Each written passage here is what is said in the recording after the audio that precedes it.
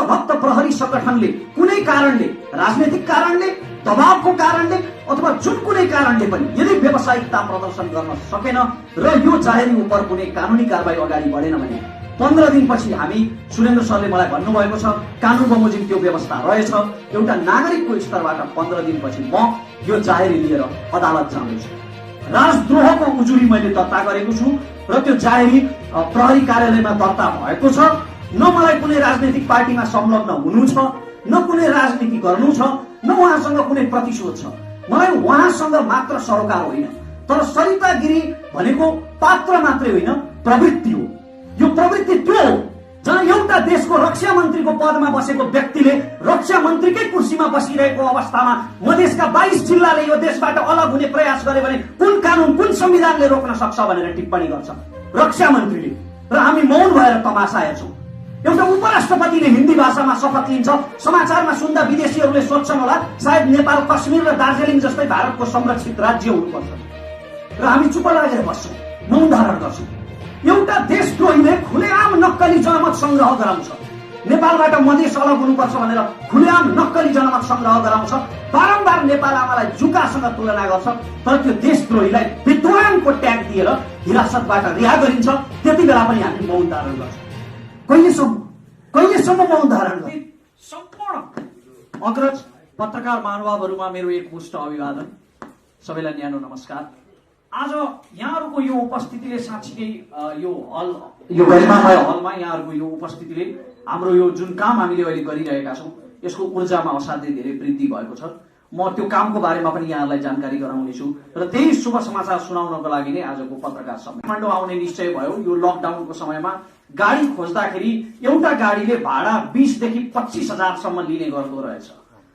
त्यो भाडा त्यति 20 देखि 25 हजार रुपियाँ तिर्न सक्ने आर्थिक क्षमता मसँग थिएन।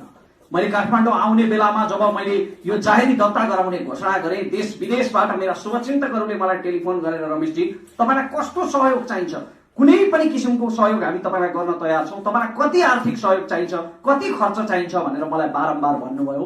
तर कसैसँग मैले आजसम्म मैले जानेर केही लिएको छैन सित्तैमा, र जीवनभरि सकेसम्म नलिने मेरो सिद्धान्त हो। त्यसकारण मैले उहाँहरूलाई भने कि मलाई कुनै पनि आर्थिक सहयोगको आवश्यकता छैन, यो मेरो दायित्व हो, यो मेरो कर्तव्य म पूरा गर्न जाँदैछु। त्यसकारणले यो मैले र मेरो परिवारले आफै व्यवस्थापन गर्नुपर्छ भनेर मैले भने। मेरो परिवारले मलाई जम्मा 21,255 रुपियाँ उपलब्ध गराएको थियो। घरमा त्यति नै थियो लकडाउनको समयमा, र त्यति नै खर्च लिएर म काठमाडौँ आएँ। इभन यो कोट सुट जुन अहिले हामीले लगाएर आएका छौँ म र मेरा साथीहरूले, यो पनि मेरो अभिन्न मित्र जीवन विष्टको दाई जो यति बेला कतारमा हुनुहुन्छ, उहाँले मेरो भाइहरूले यति राम्रो काम गर्न जाँदैछन्, यति त लिनै पर्छ मेरो तर्फबाट भनेर साह्रै नै इमोसनल कर गरेपछि हामीले यो लिएर लगाएर आएका छौँ। आउने क्रममा 12 घण्टासम्म हामी गाडी बिग्रेर सिन्धुलीमा बस्नु पर्यो। एक प्रकारको अनकन्टार स्थितिको सृजना भयो, र त्यति बेला हामीलाई फेरि एकजना ट्याक्सी चालकले हामीलाई लिफ्ट दिनुभयो। बाटोभरि हामीलाई राष्ट्रभक्त प्रहरी जवान र अधिकृतहरूले सहयोग गर्नुभयो हाम्रो यात्रामा। उहाँहरू सबैजनालाई धन्यवाद, मसँग आउने मेरा साथीहरूलाई धन्यवाद, सहयोग गर्ने ती राष्ट्रभक्त प्रहरी जवान र अधिकृतहरूलाई धन्यवाद। अनि त्यो गाडी उपलब्ध गराउने दाता उहाँ शुभचिन्तक र त्यो हामीलाई लिफ्ट दिने उहाँ ट्याक्सी चालकलाई पनि धेरै धेरै धन्यवाद। यहाँहरूलाई पनि धेरै धेरै धन्यवाद। यहाँहरू फरक फरक मिडियाबाट आज हाम्रा विचारहरूलाई सम्प्रेषण गर्न यहाँ आउनुभएको छ। मेरो तर्फबाट मात्र नभइकन विश्वभरि रहेका राष्ट्रभक्त नेपालीहरूको तर्फबाट म यहाँहरूलाई धन्यवाद दिन चाहन्छु, किनकि हामीले जुन जाहेरी हिजो महानगरीय प्रहरी परिसर टेकुमा दर्ता गराएका छौँ त्यो रमेश प्रसाईले दर्ता गराएको जाहेरी होइन, त्यो रमेश प्रसाईले मात्र दर्ता गराएको मुद्दा होइन, त्यो मुद्दा नेपालका सम्पूर्ण राष्ट्रभक्त नेपालीहरूले दर्ता गराएको मुद्दा हो, र त्यसको प्रतिनिधि पात्र मात्रै रमेश प्रसाई हो। मैले प्रतिनिधित्व मात्रै गरेको। मित्र जीवनजीले अघि भन्दै हुनुहुन्थ्यो 18 घण्टासम्म काम गरेर प्रतिदिन 2 जनाले ज्यान गुमाएर कोरोनाको कहरले 70 बनेका ठाउँहरूमा आफ्नो आमा सम्झिँदै अलाप बिलाप गर्दै पठाएको रिमिटेन्स, रगत पसिना काटेर ती नागरिकहरूले पठाएको रिमिटेन्सबाट तलब भत्ता खाने एकजना सांसद जसले देशको प्रतिनिधित्व गर्नुपर्ने हो, राष्ट्रिय र अन्तर्राष्ट्रिय स्तरमा देशको प्रतिनिधित्व गर्नुपर्ने, देशका विचारहरूलाई पुर्याउनु पर्ने, देशको नीति निर्माण गर्नुपर्ने गरिमामय पदमा सांसद जस्तो गरिमामय पदमा बसेको व्यक्तिले देश विरुद्ध अर्को अर्को राष्ट्रको पक्षमा, छिमेकी राष्ट्रको पक्षमा देशको नीति विरुद्ध र राष्ट्रियता विरुद्ध टिप्पणी गर्ने यो कुनै नेपाली नागरिकलाई सह्य हुनै सक्दैन। समग्रमा हामीले माननीय सभासद सरिता गिरी जो अहिले जनता समाजवादी पार्टीको प्रतिनिधित्व गर्नुहुन्छ, उहाँ सरिता गिरी सभासदज्यू विरुद्ध एउटा नागरिकको स्तरबाट मैले महानगरीय प्रहरी परिसर टेकुमा राज्य विरुद्धको कसुरको जाहेरी दर्ता गरेको छु। राजद्रोहको उजुरी मैले दर्ता गरेको छु र त्यो जाहेरी प्रहरी कार्यालयमा दर्ता भएको छ। उहाँले एउटा सांसद जस्तो गरिमामय पदमा बसेर सरकारले ऐतिहासिक रूपमा देशको गुमेको भूगोललाई समेटेर नक्सा सार्वजनिक गरिसकेको परिप्रेक्ष्यमा यदि नक्सा सार्वजनिक नगरिएको भए त्यहाँ कुनै एकाडेमिक छलफल गर्न सकिन्थ्यो, बहस गर्न सकिन्थ्यो।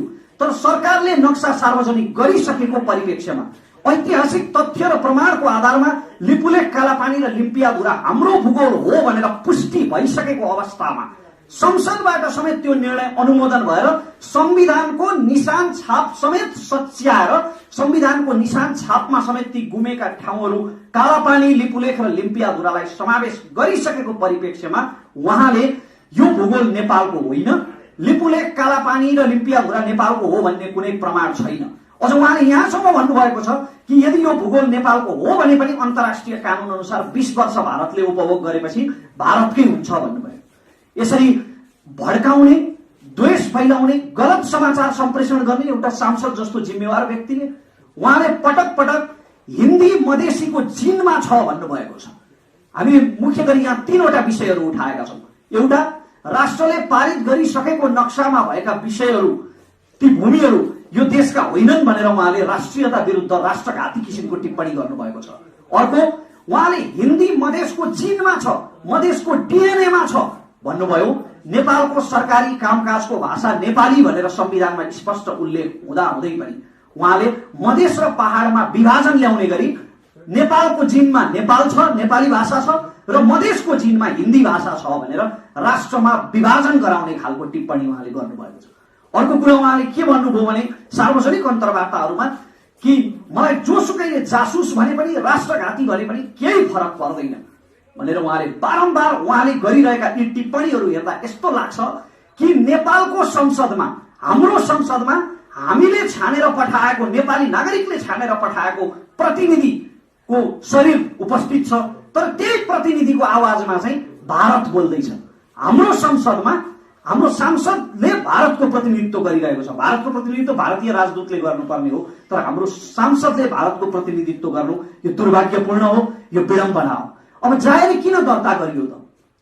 सरिता गिरी सभासदज्यू प्रति मेरो व्यक्तिगत रूपमा कुनै पूर्वाग्रह, रिसिभी साध्नु छैन, कुनै प्रतिशोध छैन। उहाँसँग मैले के लिनु दिनु छ र व्यक्तिगत रूपमा? केही छैन। न मेरो कुनै राजनैतिक पार्टीमा संलग्नता छ, न मलाई कुनै राजनैतिक पार्टीमा संलग्न हुनु छ, न कुनै राजनीति गर्नु छ, न उहाँसँग कुनै प्रतिशोध छ। मलाई उहाँसँग मात्र सरोकार होइन, तर सरिता गिरी भनेको पात्र मात्रै होइन, प्रवृत्ति हो। यो प्रवृत्ति त्यो हो जहाँ एउटा देशको रक्षा मन्त्रीको पदमा बसेको व्यक्तिले रक्षा मन्त्रीकै कुर्सीमा बसिरहेको अवस्थामा मधेसका 22 जिल्लाले यो देशबाट अलग हुने प्रयास गरे भने कुन कानून, कुन संविधानले रोक्न सक्छ भनेर टिप्पणी गर्छ रक्षा मन्त्रीले, र हामी मौन भएर तमासा हेर्छौँ।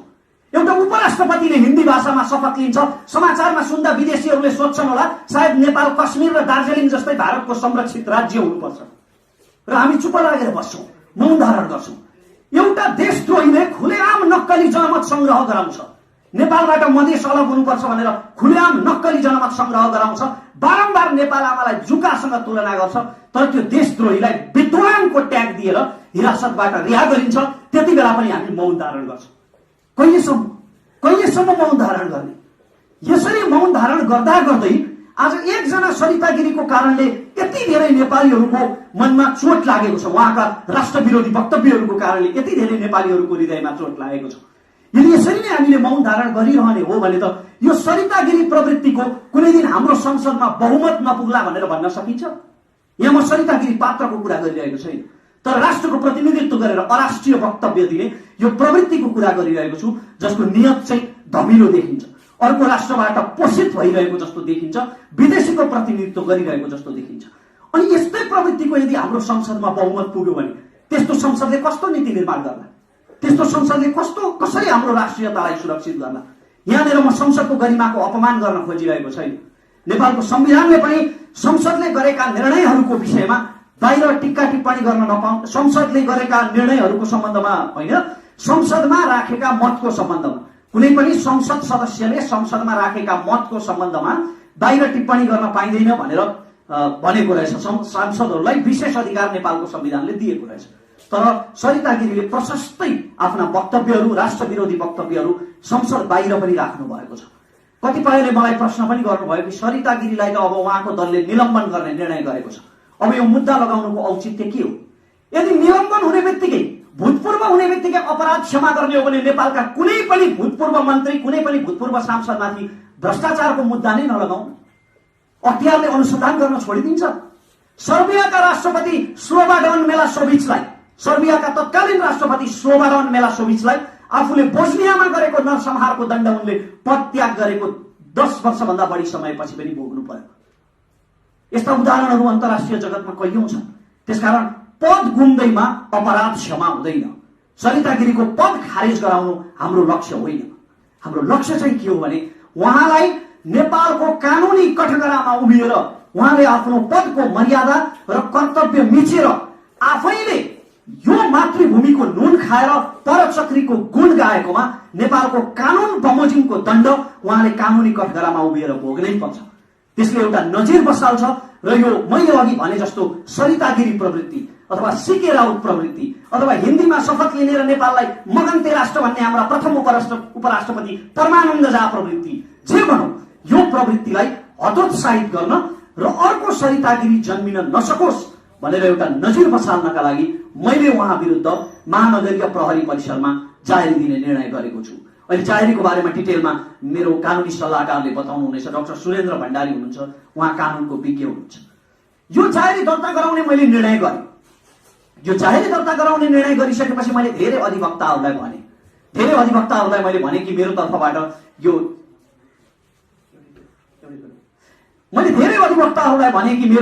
यो मुद्दामा बहस गरिदिनुहोस्, पैरवी गरिदिनुहोस्, मलाई कानुनी रूपमा सहयोग गर्नुहोस् भनेर। तर उहाँहरूले कतिपयले त चासै देखाउनु भएन। जसले चासो देखाउनु भयो उहाँहरूले पनि भन्नुभयो अलिअलि त मिलाउनु पर्छ रमेशजी, हाम्रो पनि घर चल्नुपर्छ। यहाँ राष्ट्र चल्नुभन्दा घर चल्नु ठुलो छ मान्छे। तपाईँ हामीले सामाजिक सञ्जालहरूमा एकैछिन राष्ट्रियता विरोधी त्यस्ता वक्तव्यहरू हेर्दा हाम्रो मुटु दुख्छ, मन दुख्छ, हामीलाई आक्रोश उत्पन्न हुन्छ। तर त्यो आक्रोश अर्को च्यानल लगाउने बित्तिकै शान्त, घरतिर एसपी चलेकै छ, चुलो बलेकै छ। तर जब मैले डाक्टर सुरेन्द्र भण्डारीलाई यो विषयमा मैले अनुरोध गरेँ, उहाँले सहर्ष रूपमा यसलाई स्वीकार गर्नुभयो र मेरो आर्थिक अवस्थालाई बुझेर होला सुरेन्द्र सरले मेरो तर्फबाट यो मुद्दा निशुल्क रूपमा लडिदिने वचन दिनुभएको छ। सुरेन्द्र सरलाई म धेरै धेरै धन्यवाद दिन चाहन्छु, किनकि यो मैले अघि पनि भने यो रमेश प्रसाईको मात्र मुद्दा होइन, यो सम्पूर्ण नेपाली राष्ट्रभक्तहरूले लडिरहेको मुद्दा हो। र हामीले हिजो जाहेरी दर्ता गराउँदा नेपाल प्रहरीबाट असाध्यै सकारात्मक प्रतिक्रिया सहित यो जाहेरी स्वीकृत भएको छ। यो कहाँ पुग्छ थाहा छैन, यो जाहेरीले के परिणाम दिन्छ त्यो मलाई थाहा छैन। मलाई नेपाल प्रहरीको व्यावसायिकता र प्रतिबद्धतामाथि विश्वास छ अझै पनि, किनकि अब यहाँनिर प्रश्न आउलान्, कतिपय अवस्थामा प्रहरीले गलत गरेका उदाहरणहरू पनि छन्, गलत पात्रहरू जुनसुकै पेशामा पनि हुन्छन्। तर एउटा जंगलबाट बाँदर आएर हाम्रो खेतको अन्न खायो भन्दैमा जंगलमा आगो लगाइदिने मूर्खता गर्नु हुँदैन। जंगल बचाउनुपर्छ, त्यसरी नै सिस्टम पनि बचाउनुपर्छ। त्यसकारण अझै पनि मलाई सिस्टम प्रति विश्वास बाँकी छ, किनकि जंगल राज्य नहुने हो, कानुनी राज्य कायम हुने हो भने सिस्टम सुदृढ हुनै पर्छ र त्यो हामीले नै सुरुवात गर्नुपर्छ। त्यसकारण हामीले प्रहरीमा जाहेरी दर्ता गरायौं। सडकमा जानुको सट्टा सडकमा जो साथीहरू जानुभएको छ उहाँहरूको भावना असाध्यै पवित्र छ, उहाँहरू असाध्यै पवित्र राष्ट्रभक्तिको भावना लिएर जानुभएको छ। उहाँहरूको त्यो अभियानलाई पनि सलाम छ, नमन छ। तर हामीले चाहिँ यो बाटो रोज्यौं, हामीले कानुनी बाटो रोज्ने निर्णय गर्यौं ताकि कानुनी रूपमै सरिता गिरीलाई दण्डित गरेर एउटा नजिर बसाल्न सकियोस्। अब हामीले कस्तो किसिमको जाहेरी दर्ता गरेका छौं, कति कैद उहाँलाई माग गरेका छौं, कति कैद सजाय उहाँलाई माग गरेका छौं र के कस्ता वैधानिक प्रावधानहरूको आधारमा, के कस्ता धारा र दफाहरूको आधारमा हामीले उहाँप्रति उजुरी दर्ता गराएका छौं, उहाँ विरुद्ध उजुरी दर्ता गराएका छौं भन्ने विषयमा मेरो कानुनी सल्लाहकार वरिष्ठ अधिवक्ता डाक्टर सुरेन्द्र भण्डारीले एकैछिनपछि भन्नु नै हुनेछ। म कानुनका दफा र धाराहरू जान्दिनँ, म कानुनको विज्ञ होइन, म शिक्षाको विद्यार्थी, तर म यति जान्दछु कि एउटा देशको सांसद जस्तो गरिमामय पदमा बसेर गरिब निमुखा नागरिकहरूले 18 घण्टा मेहनत गरेर पठाएको करको तलब खाएर देश विरुद्ध बोल्न चाहिँ पाइँदैन। एउटा देशको खाना खाएर इन्डियनहरू अहिले भन्छन् नि, खाना यहाँका गाना उहाँका, त्यसरी गाउन चाहिँ पाइँदैन, त्यो पनि सांसद जस्तो गरिमामय पदमा।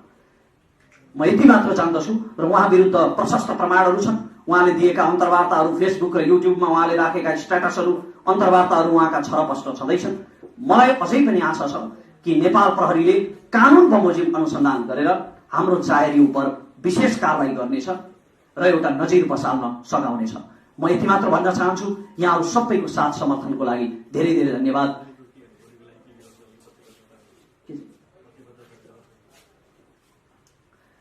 र धन्यवाद दिनुभन्दा अगाडि मित्र जीवनजीले भन्नुभयो, मैले अहिले चाहिँ केही तपाईँका केही भविष्यका योजनाहरू पनि बताइदिनुहोस् भनेर उहाँले भन्नुभयो। यो विषयमा हामीले अहिले जाहेरी दर्ता गराएका छौँ र मैले अघि पनि भने प्रहरी प्रशासनमाथि अझै पनि विश्वास बाँकी नै छ। यो जाहेरी दर्ता गराइसकेपछि अब जाहेरी दर्ता गराएपछि सकियो त होइन, यहाँ त नजिर बसाल्नु छ, उहाँलाई कानुनी रूपमा दण्डित गराएर एउटा नजिर बसाल्नु छ। हाम्रो लक्ष्य त्यति मात्र हो। त्यसकारणले यो जाहेरी दर्ता भइसकेपछि हामी करिब 15 दिनसम्म हामी हेर्छौँ कि नेपाल प्रहरीले कसरी कानुन बमोजिम उहाँलाई कारबाही गर्छ, कस्तो अनुसन्धानको प्रक्रिया अगाडि बढाउँछ। 15 दिनसम्म हामी सिस्टमको कार्यलाई हेर्छौँ, कारबाहीलाई हेर्छौँ र त्यसपछि यदि यो जाहेरी उप सही सुनवाई भएन भने, यदि यो जाहेरीमाथि राष्ट्रभक्त प्रहरी संगठनले कुनै कारणले, राजनीतिक कारणले, दबावको कारणले अथवा जुन कुनै कारणले पनि यदि व्यावसायिकता प्रदर्शन गर्न सकेन र यो जाहेरी उप कुनै कानुनी कारबाही अगाडि बढेन भने 15 दिनपछि हामी, सुरेन्द्र सरले मलाई भन्नुभएको छ, कानुन बमोजिम त्यो व्यवस्था रहेछ। एउटा नागरिकको स्तरबाट 15 दिनपछि म यो जाहेरी लिएर अदालत